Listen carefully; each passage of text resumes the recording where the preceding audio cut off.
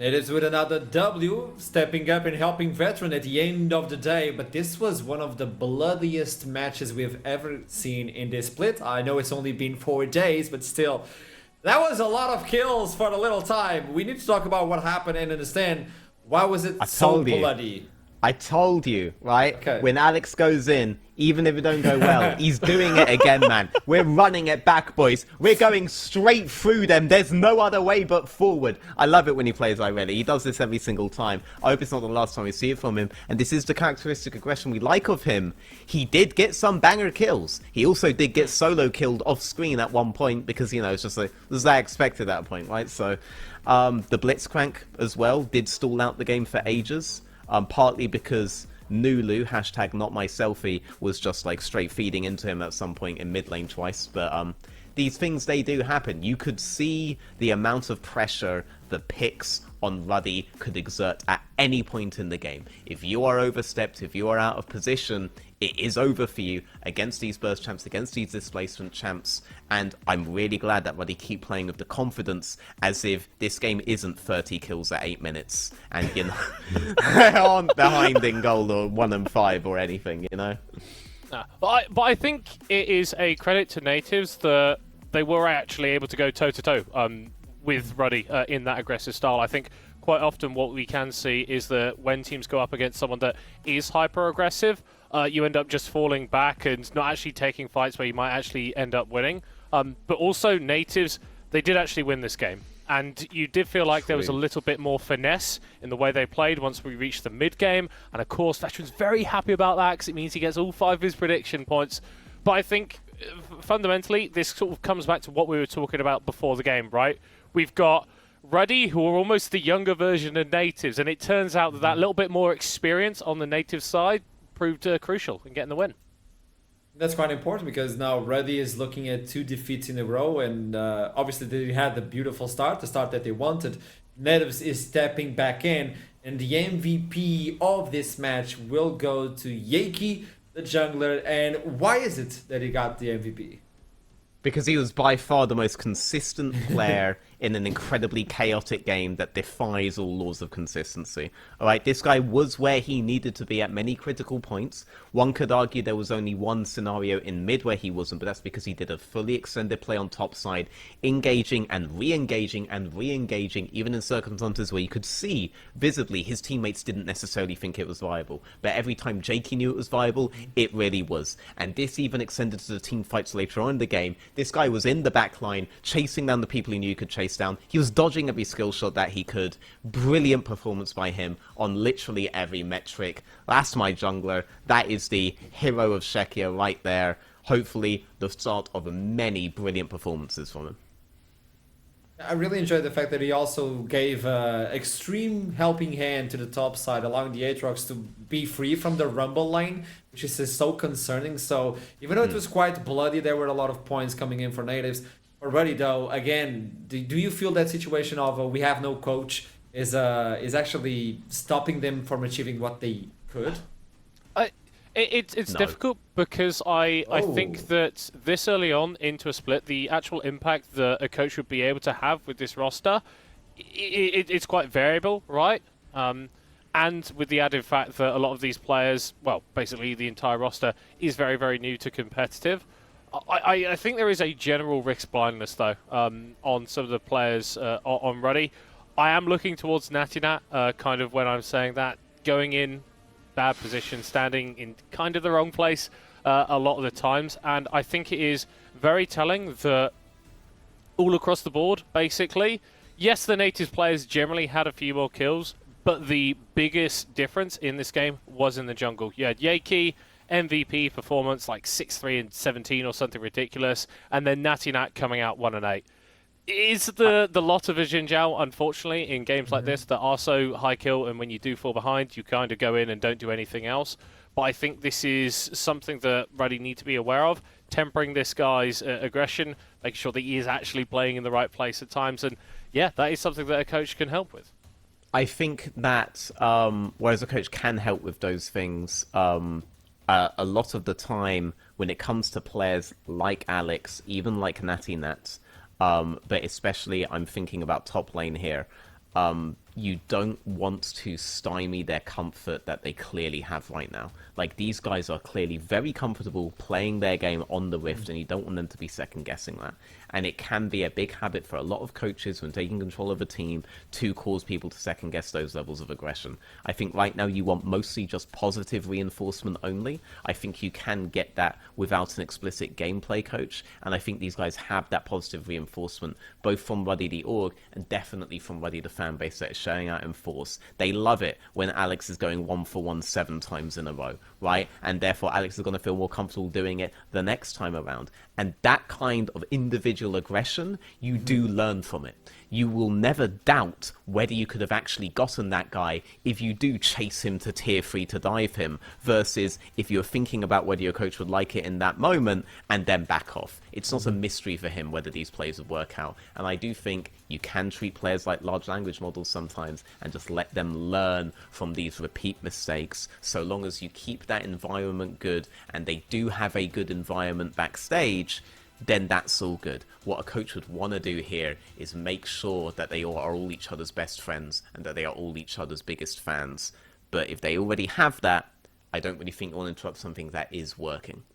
So for now, it should be throw them to the wolves and let them learn how to act in the game. And then later on, once they got the hang of it and they got the synergy, maybe we can fix that. Alex is throwing himself to... You can't stop this guy throwing himself to the wolves. wolf. Like, the And Kraken could be there, and he would be mid-Zack Snyder screenshot, delving the spear into him, jumping into his mouth, alright? Like, they have no problem being thrown into the wolves. I think, let boys be boys here, let them fight. He's the incarnation of Leroy Jenkins, I believe. So I love it. I love it. Moving on to the next game, we are going to jump into NORD versus DMG. Gentlemen, obviously a lot of people win for NORD. I would like to see the predictions if possible. Can I get a hold of the predictions? Because it's one of those days. And I think everybody win for NORD. Exactly. Yeah. Everybody went for NORD. There's not a single shred of belief.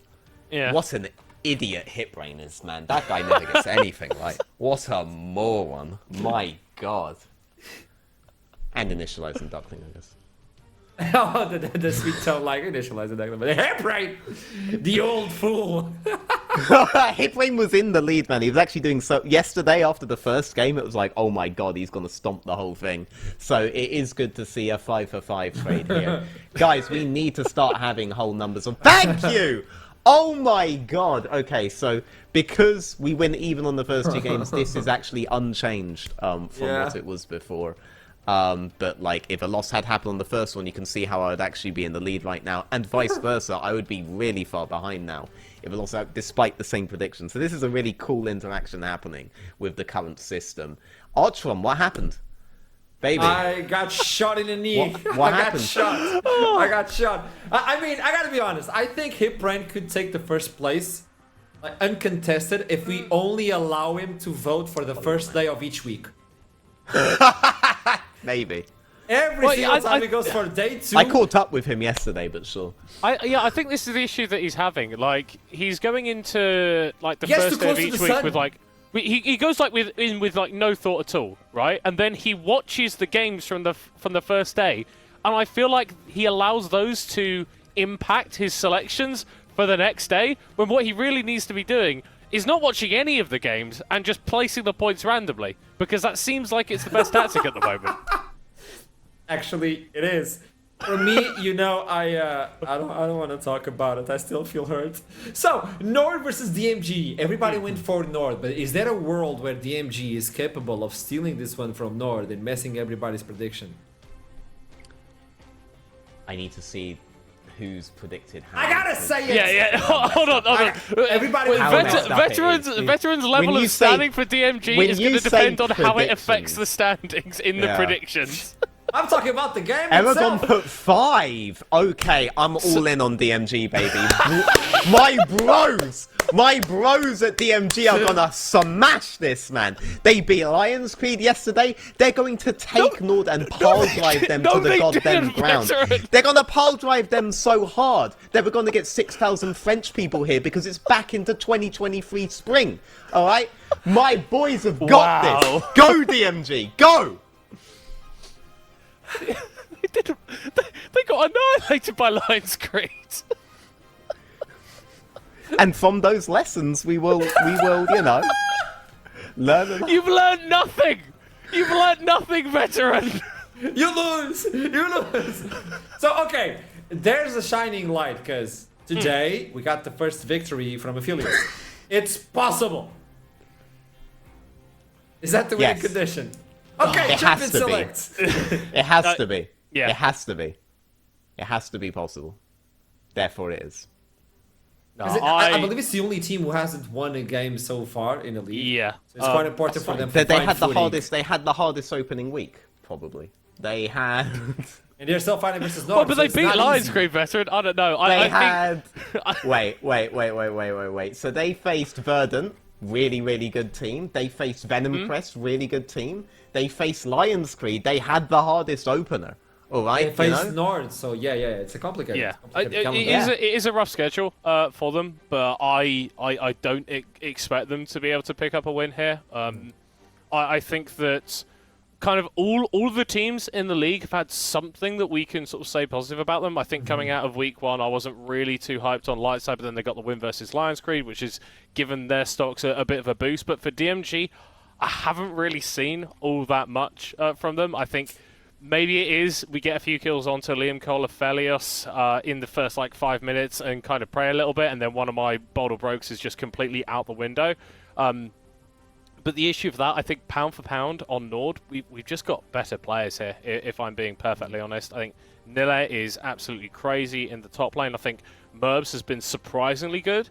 In ADC, he wasn't a player that I was looking at before the split to really perform that well, but I think he has shown a fair bit. And then we all know how good Romeo is at finding the engages. I mean, the game has changed since 2023. Even if Liam Cole gets the Philios, which he's not going to Nope.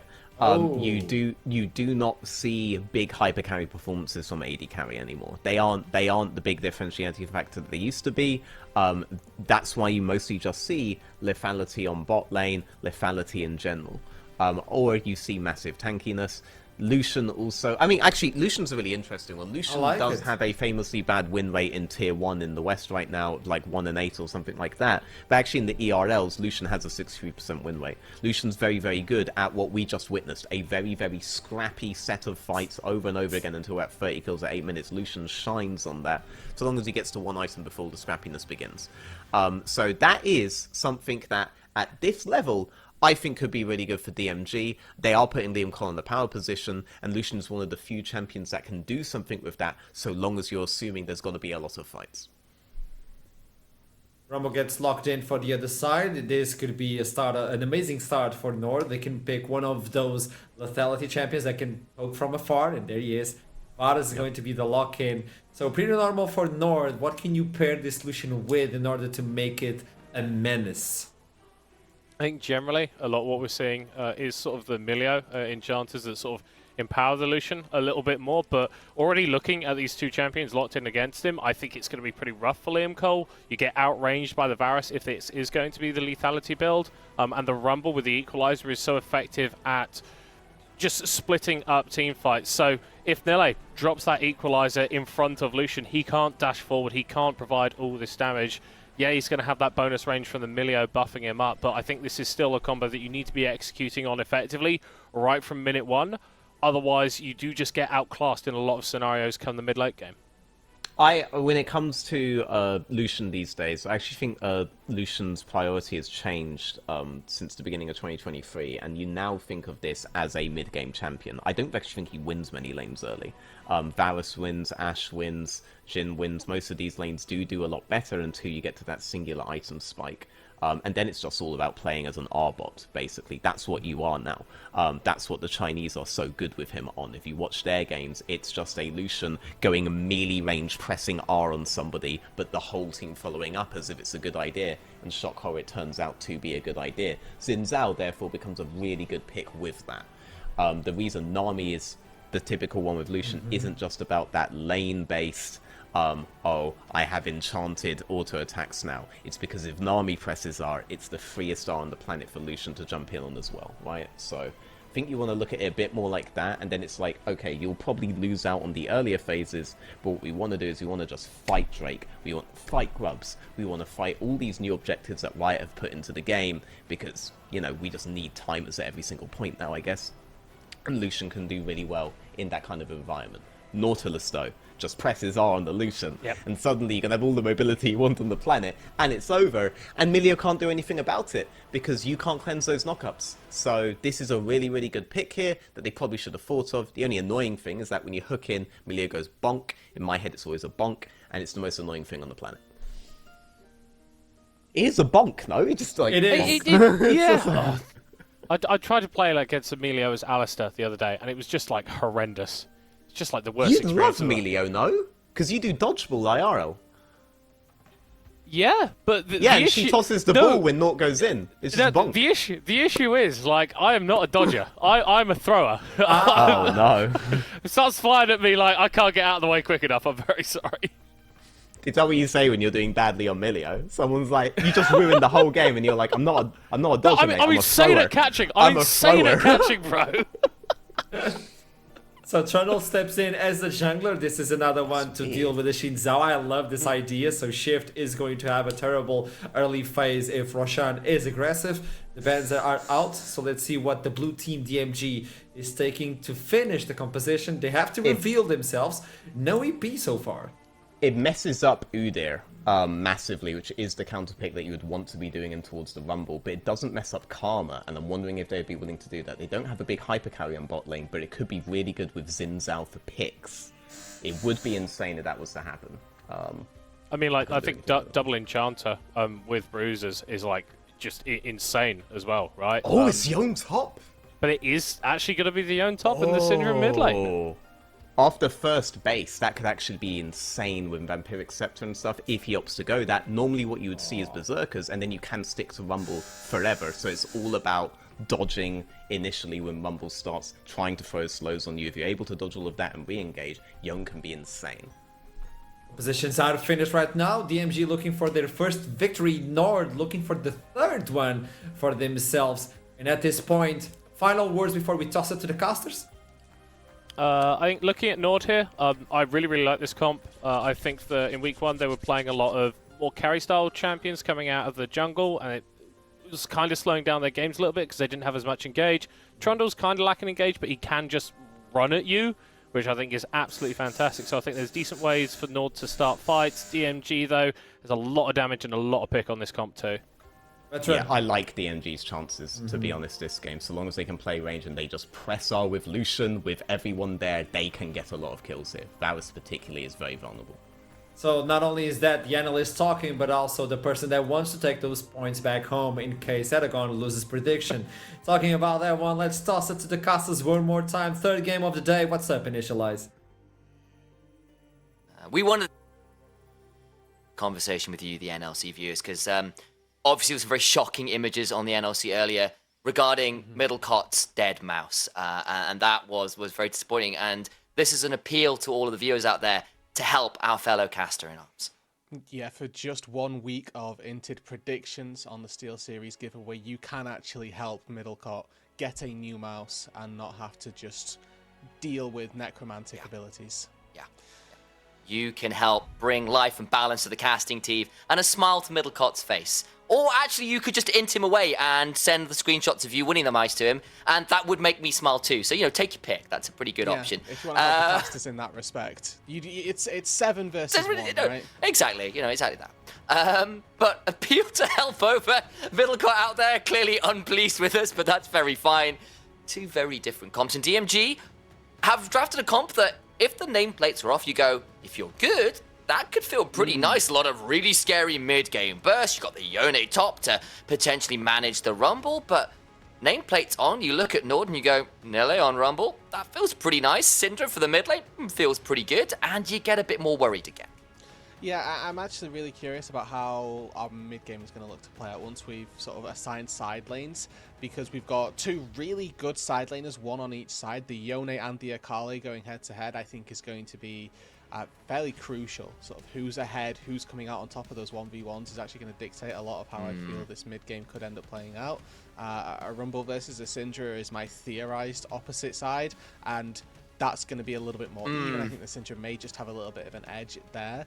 But the Akali versus, if they match it up lane for lane, Yone is going to probably smash the Rumble once they hit 1 item, 2 items. Same for the Akali. So there's like a winning side lane on either side. So if you try and match both of the volatile areas together, there's a world where it gets a bit tricky. And of course, you've got this massive crux of mid lane, right? We hit this mid game. Lucian Milio can kill any AD carry who steps up on a wave too far. There's actually going to be a fair amount of, I'm expecting again, a fair amount of excitement from this game. Yeah, again, we're seeing volatility. Yone versus Rumble, Syndra versus Akali mid lane. Those are matchups they can quite get very flippy, particularly once things like the level 6 run round. You're also looking, again, Nile's run the Ignite. That could get, pretty volatile there as well. You're seeing the Lucian in the bot side. You've got Varus and Nautilus as well, who've got a lot of pick to their names. So every lane kind of feels like action could kick off if the right ability lands. And I think, to your point on the Lucian Milio, that kind of very dangerous mid-game ability, and particularly once you move towards that mid lane, one of the things that I think a lot of analysts have been talking about is how the big issue, particularly over in the West, where the win rate for Lucian has been pretty lackluster, I think it's fair to say, has been around the fact that it's a team pick. You have to be able to set up the vision to know where the enemy jungler is, to know when Lucian could just run at someone and put that damage out from such a long way away so fast. And that's not being done particularly efficiently by teams right now, as Agony Pain will spot out the attempted invade here. It looks like it's going to be just a bit more than an attempt, and they're just going to walk in and take this. Shift is starting up on that top side. He's actually going to take a late pivot into the top side jungle. Whether or not he takes Raptors or the red buff remains to be seen. Maybe he goes for both. But one thing that I really want to look to for levels 1 through 6 is actually the Syndra's flash in the mid lane. I think that if you can burn that pre-level 6, it makes Agony Pain's job really miserable as we get a little bit further on through the laning phase. Once Warji hits that level 6 marker, you can just drop Pillar behind, and the 2v1 gank just goes way too easily for NORD, and I think that's an area of the map that they can really exploit early on.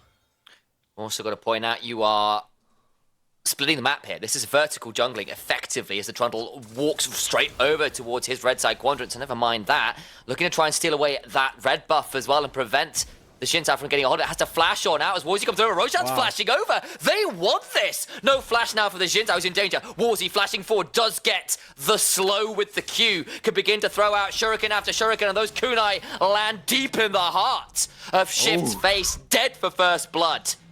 Now, Warzy does miss a bit of experience in the mid lane. If the Syndra can get that to crash, that's a decent advantage in experience. But 400 gold going the way of an Akali in a matchup which Warzy picked, which we know the Syndra is expected to struggle in, that's not going to feel good for too long.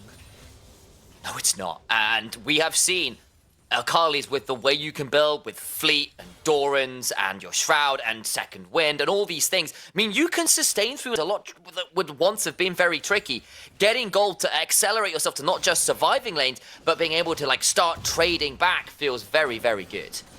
Yeah, and already, we've got to now try and find this base for the Akali, which isn't going to be as easy, but with teleport you can kind of circumvent any of those issues. The important part for me is that Agony Pain didn't have to burn teleport to get back to lane. He got essentially a free recall off the back of that roam. Merbs and Romeo got that push in the bot side. I thought they were going to try and look to really track Shift. They didn't have the opportunity to, and LVS on this top side, I think is probably in trouble. Yep, they'll put the ward down, but LVS will know it's coming. Overcomes Xin Zhao, so maybe this turns around quite yet. Remember, Nile's got the Ignite. Can start to trade this one out. LVS can look to come back. Throws down the shield with the Spirit Cleave, and now Shift is here. Roshan in danger. Gets the Ignite onto LVS, who's trying to heal back up. But already, Shift gets one, and now Nile is way too deep, and this Rumble about to die. Wow. Wind becomes lightning and fries the systems in Nile's mech. Well, I actually think Nile should have just turned with Overheat there and just started wailing away with the overheated attack speed. Nevertheless, it's a double kill for Shift, and all of a sudden the issues that he had at the level 2 marker all of a sudden disappear. Extra amount of gold put in the back pocket, now going to be able to clear up his camps, and a good amount of experience heading to LVS as well, as he's able to pick up 2 kills worth of XP. He's able to crash another wave under that turret, and the advantage for the top side that could have been so great actually turned very heavily in favor of DMG. Again, Shift, the last time we saw him out on the Shintai, went 1-8-2. 1-8-2. It was a miserable day. He was been really struggling in this league, but now Nille has just turned back up to base. He's got himself the ability to try and Q his way through, but actually mistimes it! Doesn't get to use the Q3, does die, and now Shift in danger will get a 3-talon strike. Can maybe look forward, but just doesn't know where the Rumble is and can't step forward to secure a kill back. Yeah, I mean, alternatively, if Nille double kills, then that's obviously very good, and NORD will be very happy. Nille, he does find that kill, manages to punish LVS for not being able to get that wave in under the turret in enough time. Are you okay? Yeah, I'm just loving that insight there. You know, if he gets a double kill, it's just fine. It's like, never heard that one before. Yeah, it's just fine. Yeah, that's what you get when you bring me onto the desk. You know, these hard-hitting analytics, right? Like, double kill good. Thank you, Rudude. Appeals for assistance and the kind of analysis you get absolutely nowhere else. Welcome to the NLC, everybody.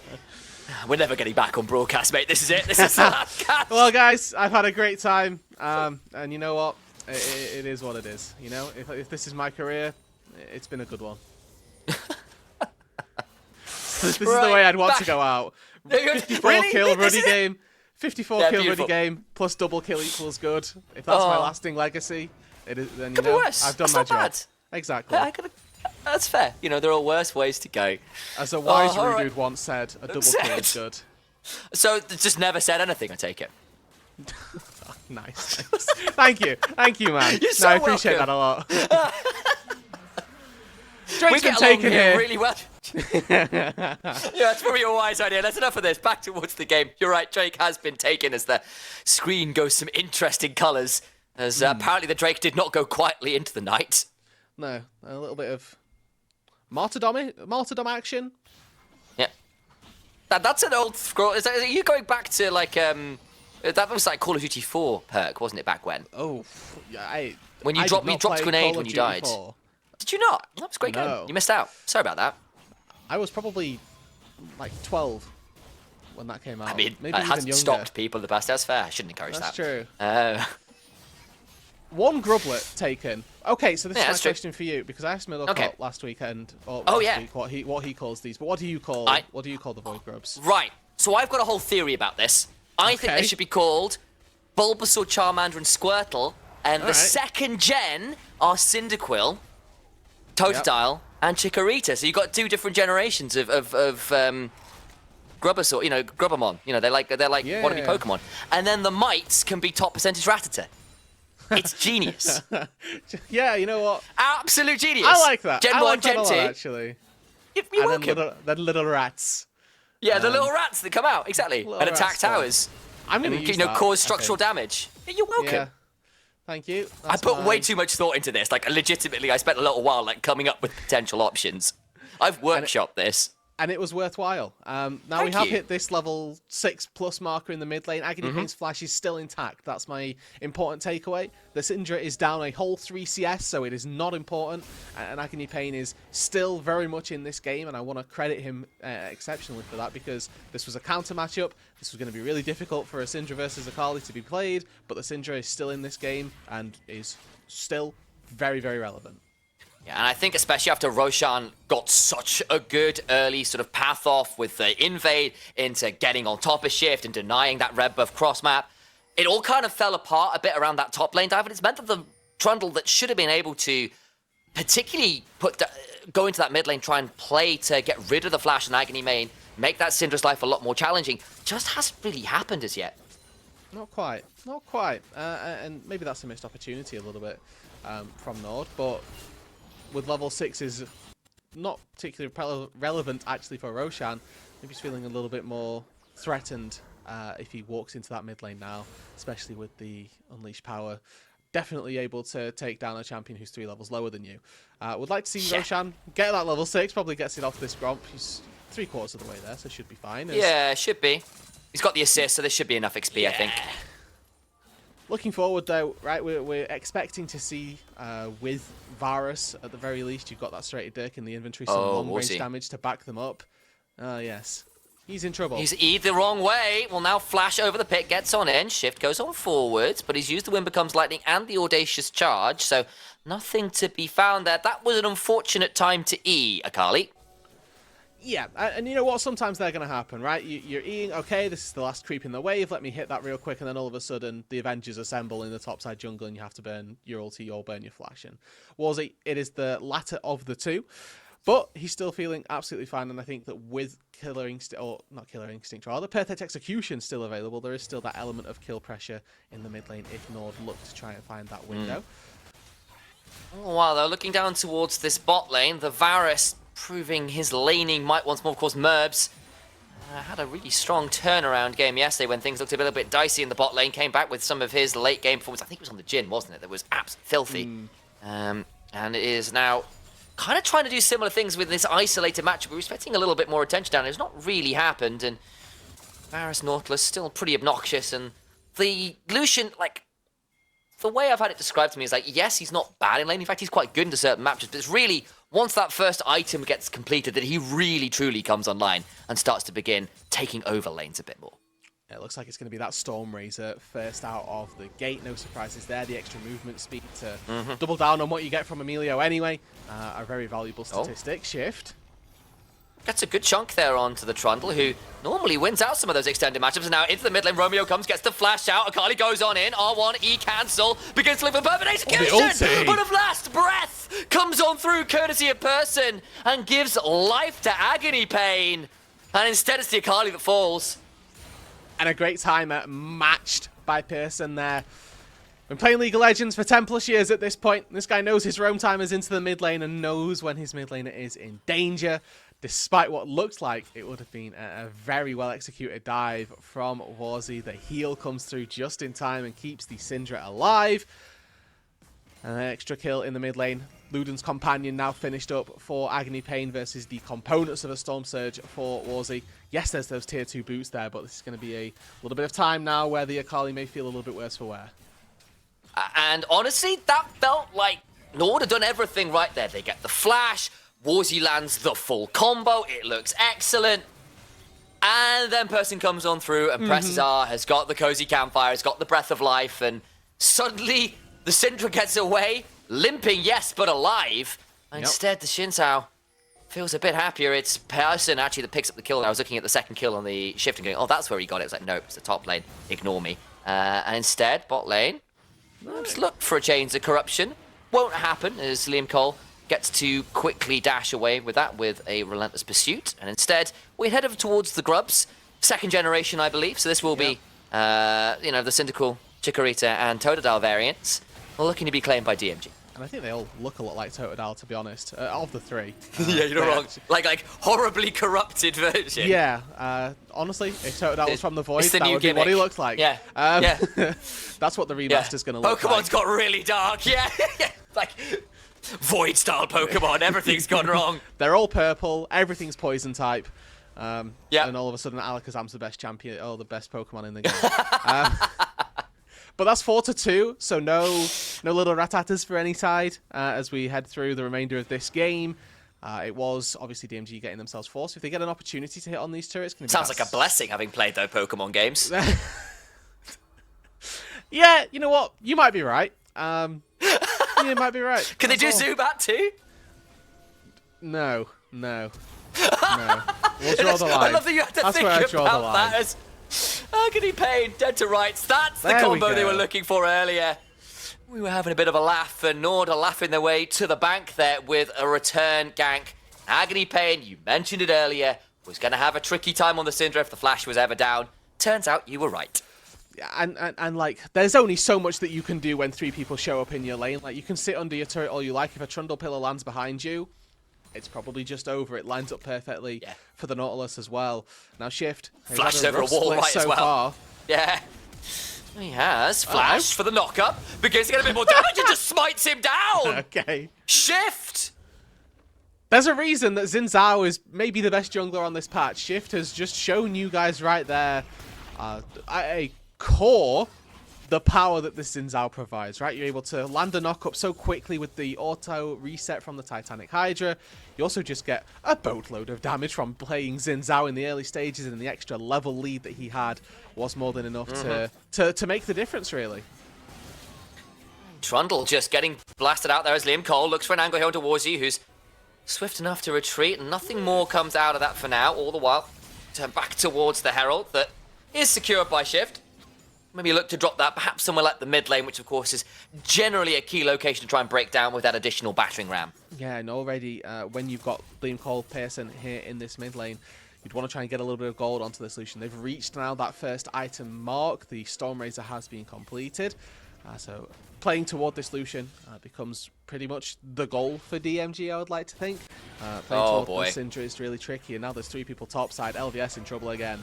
Oh, Romeo, wherefore art thou, Romeo? Landing hooks galore, and all the while, LVS looking like a Capulet, brings a couple down with him, gets 2. As it turns out, it's a 1-for-1. Actually, I apologise, not 2, just 2 people in general falling. That was still a very good recovery. It wasn't like he put himself in a bad position. There were just 3 people in his lane. Managed to take 1 down as well. So exceptional performance from the young Yone in the top lane. You know, gets himself a kill. Makes the best of that bad situation, honestly. And his turret still stands. Solid job overall. Kane is here. Look for a quick QE, but will not land the scat of the week. And just a little bit opportunistic there. The game remains pretty close. It's 100 gold apart, if that. 2 dragons the difference for NORD. And of course, the Herald was claimed on the other side by DMG. So for a team that has been pretty bloody underwhelming, to put it frankly, in the form of DMG, winless and have not looked good in the losses they have suffered on the whole as well.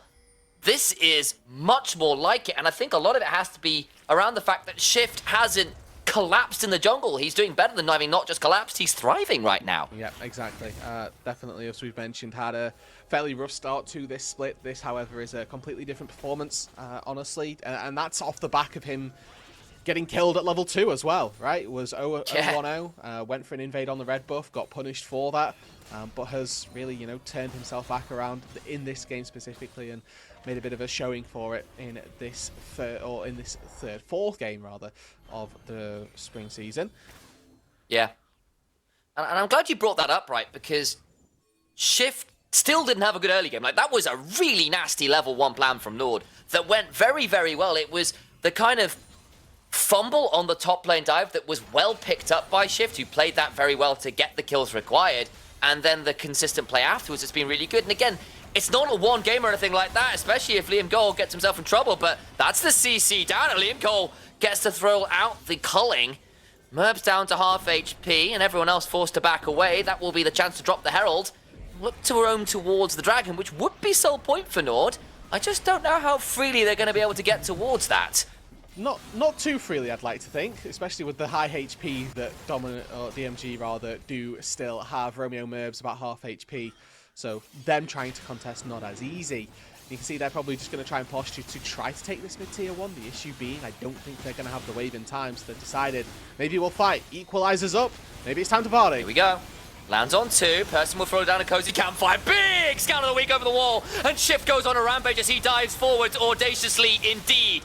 Warzy! Death of the Milio, though, and Liam Cole's down as well as Warzy turned up. Triple. And just makes a melt. Hold Shift on. tries his best. Hang on. How far is he going? It is the quadra kill. Warzy by name and War by nature comes on in like the god of war himself. Ares, in fact. A full-on kill for absolutely everybody on the side of DMG as they collapse. A beautiful flank from this Akali. Managed to find access through a ward in the Tri-Brush and just destroyed DMG from behind. It looked so good for DMG to begin with. They got a good scatter on the front line. LVS managed to find access to the back line as well. Forced Merb's flash really early on. Unfortunately, one Akali made all the difference. And you can see, maybe he was the executioner and Nille was carrying a large amount of water through that fight. But the 2 solo laners combining for NORD tore that fight apart.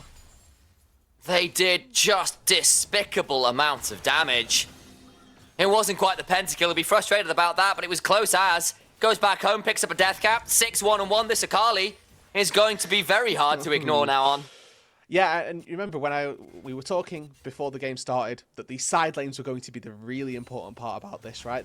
Who's going to be able to side lane more effectively, this Yone or this Akali? Well, all of a sudden, it's Akali, guys. Like, I don't know quite what to say. Akali, It's just Akali. Yeah, then she's gone back home and has like decided to raid the family vault, pulled out this heirloom of extraordinary power, and has a Rabadon's death cap to her name. The training arc went pretty crazy, and is now. Yeah, Zed had it right. Here's power. Use it. A little bit of lore dropped as well. We love to see that. And it's now a question of who can survive best versus the Akali, right? Because the Syndra, it's just not Syndra. You're going to have to match the Yone, which is kind of how we'd expected it would have gone prior to the game. And there's already a Negatron cloak picked up. Regardless of who the Yone's laning against, it's going to be good. Rumble or Akali, they both do magic damage. But NORD, use Warzy, right? He pushes in away bot lane. He just hovers in this mid lane. DMG can't really do anything. And they have to seed that tier 1 turret. Do indeed. And Shift is still scary point in this game. The Syndra is still doing fine. The Lucian, unfortunately, on the other side, down 1.5k gold now. Has struggled to make a lot happen this game. And that was after a solid attempt at a mid lane shove. But then he came to the fight and he did 500 odd damage. That was it. Got removed very swiftly. Person removed very swiftly. And Warzy grateful to have those opportunities to do that. But now maybe a gank in the mid lane will do exactly just that. The moment I say the mid lane play didn't work out the first time, second time was certainly the charm. Yeah, side lanes may be going well for NORD, but if mid lane collapses in on itself, then DMG have still got a very fighting chance in this game. Able to take down the tier 1 turret and take Merbs out as well. It's not going to be anything else coming from this, but a good little bite back from DMG. Once again, it's Shift leading the way, comes on over the wall to ensure that play goes forwards well.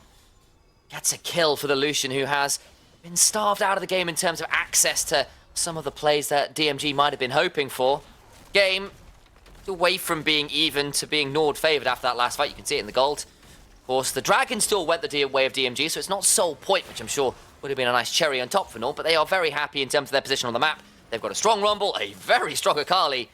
The Varus is doing just fine as well. Yes, we're looking at NORD now. They've had no real trouble closing out games. They've taken a little bit of time to do it, right? Typically on a little bit of a longer game time, but now they're hitting away on this Baron, and that is one way to close out if they can find it. And it looks as though DMG just have no idea. Shift just based now, sort of warning bells are starting to flare off, but Pearson knows he can't face check this, and yeah, pings go down, but it's just too late. Akali might not be the best of Baron takers, neither is Lethality Varus, but a Rumble and a Trundle do enough work. Baron down, Person already nearly dead! Execution not quite enough for Warzy, falls down a Shift in trade. That will be the 1-for-1, but the mid laner is a worthy prize indeed. The Ignite and the Flame Spitter do a lot of work on the Shift, who tries to stay alive! Burns out! Equalizer now comes down as Liam Cole on the wrong end of far too much damage, but a barrier keeps himself alive. But with the Baron and now... in the end, it's a 2-for-1. And another wave coming in, maybe they can look for tier 2. The issue is LVS had teleport that whole time, just chose not to join the team. Looked to take down that tier 2 turret down on the bot side, isn't going to get the opportunity to do so. Good communication between DMG there to let LVS know, okay, they've recalled, you don't need to hit that turret, you're going to end up going down. But also, NORD recognizing their other timer on the map. Okay, Drake spawns in 5 seconds time. Let's base. Let's make sure that we're set up, that we're ready. Full HP. Spend all that gold that we've got from the Baron from the couple of kills. And are able to find themselves, hopefully, good purchase onto the Drake. That 900 gold not wasted for Shift. I think that Sundered Sky is maybe the best item. Oh dear, LVS. Oh, LVS is found out very swiftly. Will flash over the wall, but there is a pillar in town, and it's being men at work, and the work is the death of a Yone. Hook goes just wide. Romeo can't quite land the one, but the chains of corruption land regardless. Can't secure the kill though, but flipping heck, NORD certainly put a lot into making it happen. Oh wow, and NORD looked like they were going to lose a lot in the mid lane for this, but Warzy actually caught the wave, so there's nothing for an answer from DMG. Now the base being broken open, they're 4 people strong. Inhib maybe? Middle cot maybe. Middle cot looking to be perhaps in shambles. Reminder, I think he was saying NORD wouldn't finish a game pre-30 minutes. We're going to get a fight before that. Certainly is Romeo. Knocked up. Warzy teleports in, throws down the Twilight Shroud, and immediately gets rid of Shift, who's a lot of the gold. Can look to go forwards a bit more. Romeo goes down. LVS picks that one up. And beginning the 5-point strikes to Warzy. Goes soulbound with his soul, but he has to come back down to earth a little early. And from heaven, he goes swiftly to hell. Burnt down, Trundle gets that one, and the inhibitor falls. So base broken, now pushing waves always down on that bot side for NORD. 5k gold lead their way. Still, the exceptionally strong solo laners, Nille and Warzy, have done an exceptional job so far this game. And finally, NORD be able to go back to base, claim their prize of that dragon. Again, not going to be soul, but soul point just gives them that little cushion in 5 minutes' time. If the game's still not over, they've got a prize to claim. Just over 5 minutes before Middlecott is made a liar on Go Bold will go broke. I'm sure that'll be coming onto the desk. As it stands, Baron finished. Dragon secured. Soul point in the hands. Shadow Flame now for the Akali. Oh no. Normally, it's looking pretty doomed. You'll see Akali's go for things like Zhonya's, maybe a Banshees if they need something to make them a little more durable. Warzy has just said, "Nanas to all of that.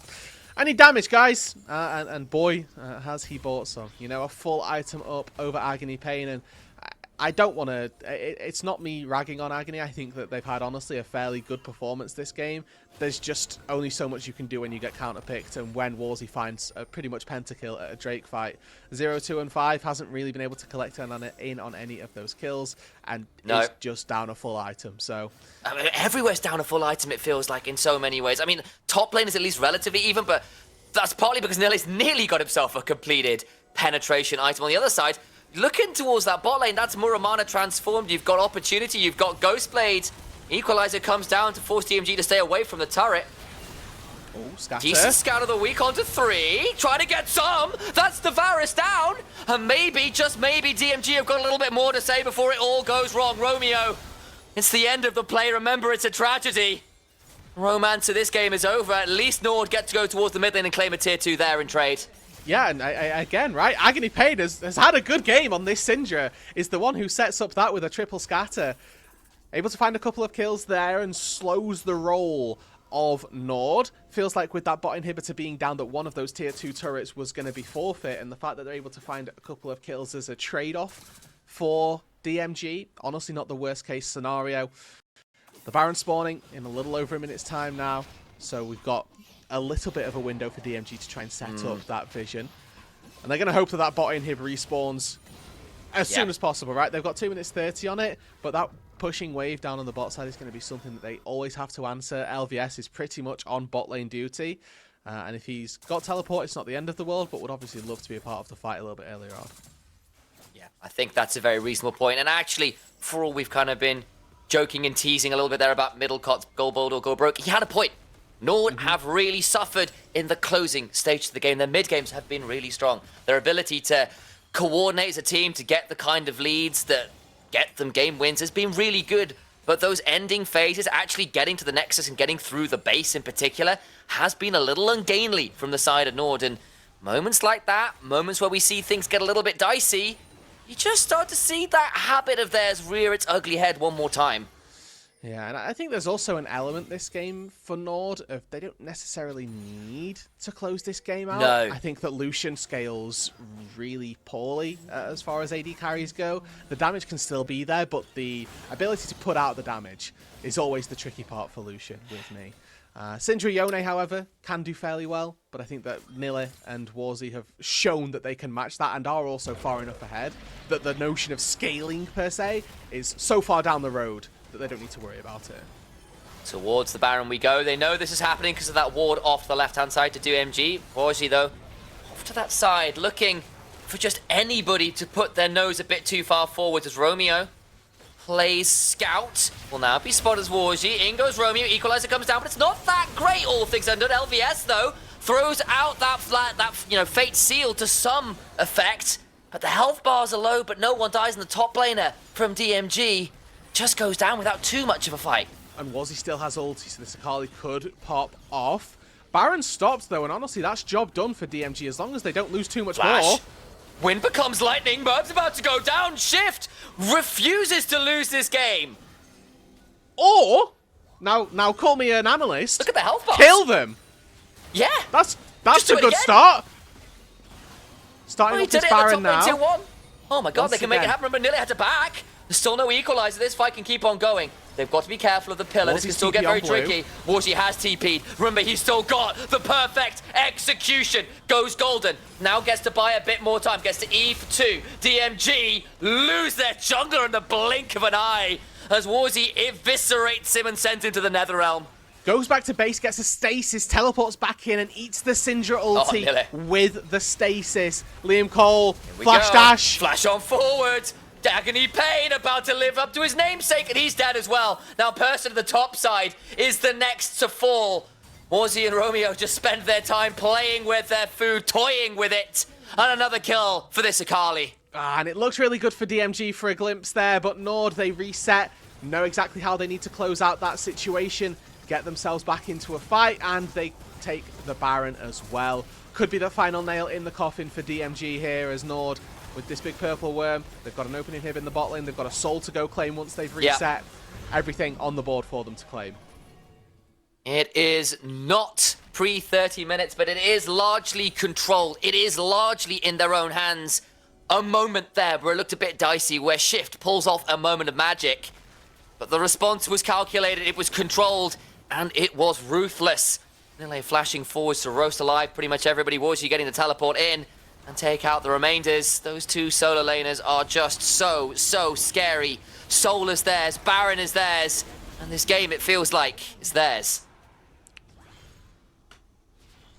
Bot lane, the easy play is just go and take the inhibitor. If you want to use the Baron to take turrets, it's a very common strategy.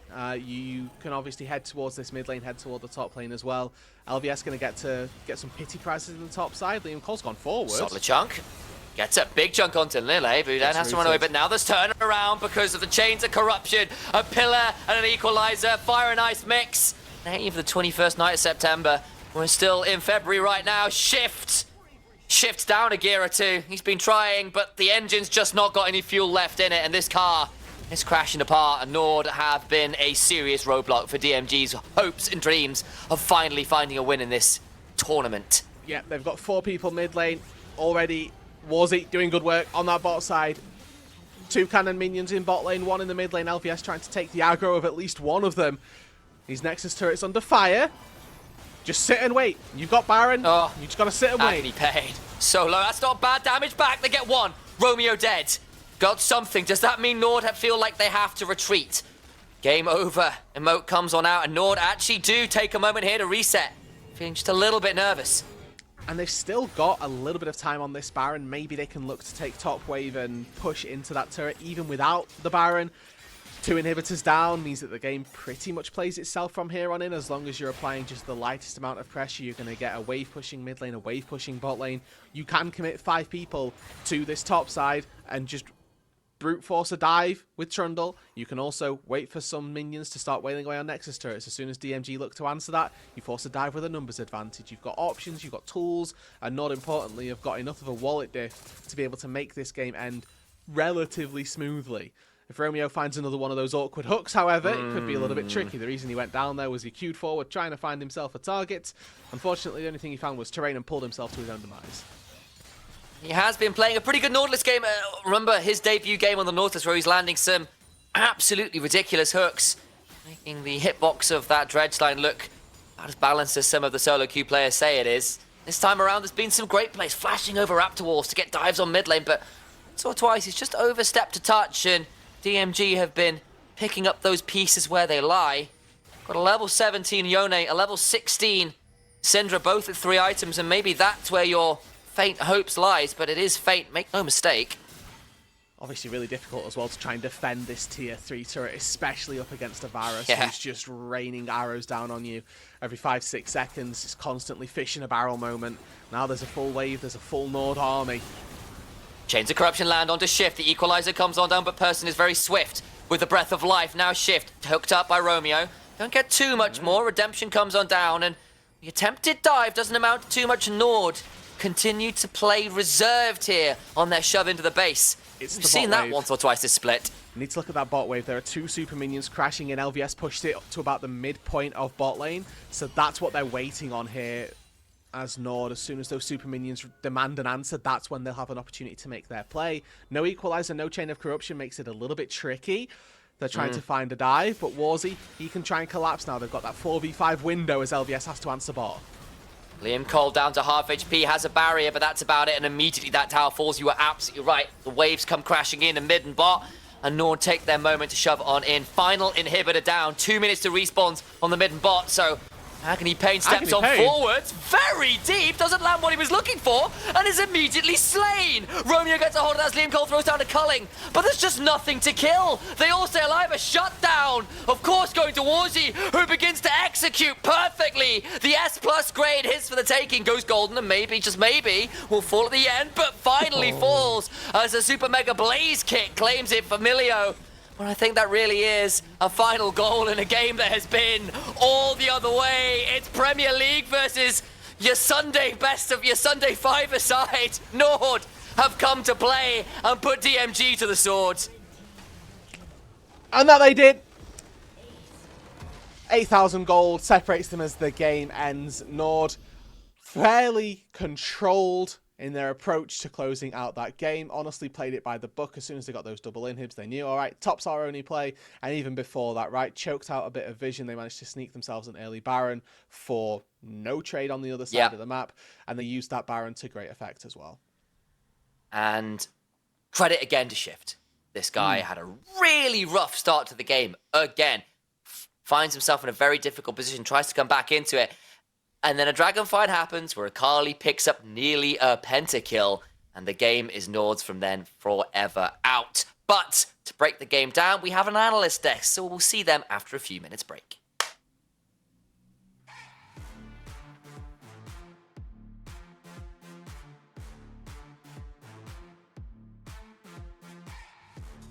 At SteelSeries, we make the headsets, mice, and keyboards that the world's best gamers win the most with. And we've been doing it since way back.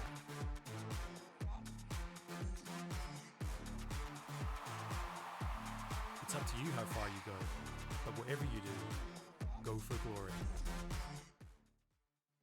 Break it down, break it down. Step on the gas, let's get out of town. We're gonna break out and have some fun. We're gonna do what you never done. Oh yeah, yeah. Come on, take your body with